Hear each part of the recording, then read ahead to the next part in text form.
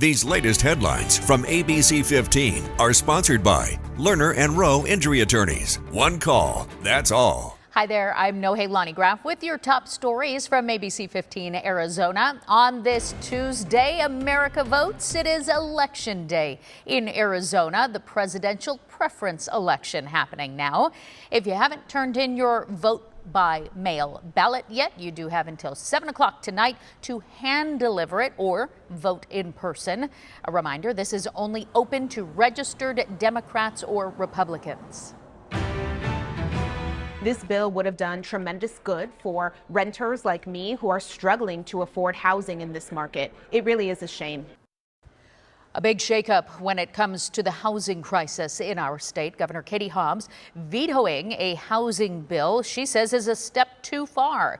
The Arizona Starter Homes Act aimed to add housing by stopping cities from regulating lot sizes, house sizes, and HOA requirements. Mayors from across the state stood in opposition to the bill, saying there was no promise of affordable housing and it could overload different city systems as density increased.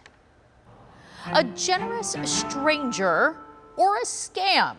When a Valley woman received a strange message regarding the lottery, she turned to the ABC15 Let Joe Know team for some help, and Joe lets you know about the scheme that is preying on dreamers. Possible scam or too good to be true? It's what Let Joe Know viewer Marna asks after getting this message. It claims to be from Becky Bell, a Powerball jackpot winner in Washington.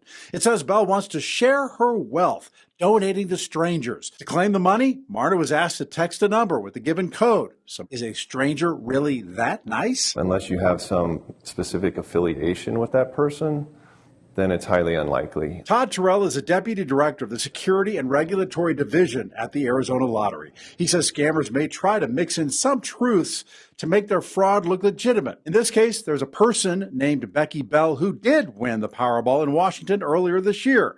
Her name and story were published. Becky may be a generous person. She's not the person who contacted Marna. Scammers may create fake social media and other accounts using her name or other lottery winners, trying to convince victims to give their personal info or cash. Great intuition, Marna. Glad that you asked and didn't fall for the scam. But it's not the only ploy that scammers are using involving the lottery. It can be either an email I've seen physical letters, even letters that come with our logo on them before.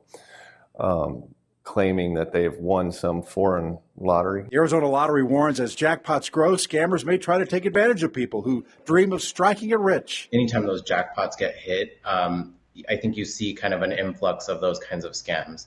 You know, people are capitalizing on the emotion. The Arizona Lottery will never reach out, never ask for personal or banking information. If you do get a suspicious email, report it. We have links to do that online at abc15.com/letjoeknow. I'm investigator Joe Duce. If you got a problem, let me know. Legendary rocker Bruce Springsteen is helping feed thousands of Arizonans as he continues his tradition of raising money for St. Mary's Food Bank. The food bank says they were able to raise enough funds to cover more than 200,000 meals each of the last 2 times that Springsteen came to town. He is performing with the E Street Band at the Footprint Center, and the doors open at 6 p.m. this evening. One of Chandler's oldest family-owned businesses is ready to close its doors. Restaurants don't last very long. If you turn around and you look around and you say, what's been here for 40 plus years? Any restaurant, which, where and how, they're few and far between. So we've been blessed. It'll still be a loss for the neighborhood, though. Serranos Mexican restaurant is going to shut down their flagship downtown Chandler location in June after nearly 5 decades. The family is inviting customers in the meantime to come out and celebrate the end of an era. There are 4 other locations around the East Valley that will stay open, though. Time now for that most accurate forecast. Meteorologist Iris Hermosillo. After a weekend in the 60s, temperatures soared all the way into the 80s yesterday. Believe it or not, we made it to 81 degrees, despite the fact that we had some thunderstorms in the area. Today, not quite as warm, but we'll climb back into the upper 70s, so we'll be right near what's normal for this time of year. Here in the valley, highs in the 40s to 50s up in northern Arizona. Look for more scattered showers and storms across northern Arizona. Some areas of light snow over some of those mountain peaks, and for the valley, a very slight chance of a stray shower or isolated storm as we go through the afternoon. Most spots stay dry, but watch for a stray shower today. 78 for a high today, then we're warming back up here in the valley with temperatures back in the 80s starting tomorrow. Highs reach the mid 80s Thursday, Friday, and Saturday, but the winds will start to pick up this weekend again. After things dry out for a couple days in the high country, we'll see the showers start again this weekend for the valley, also bringing a chance for rain back in by Sunday and Monday as temperatures fall back into the low 70s too.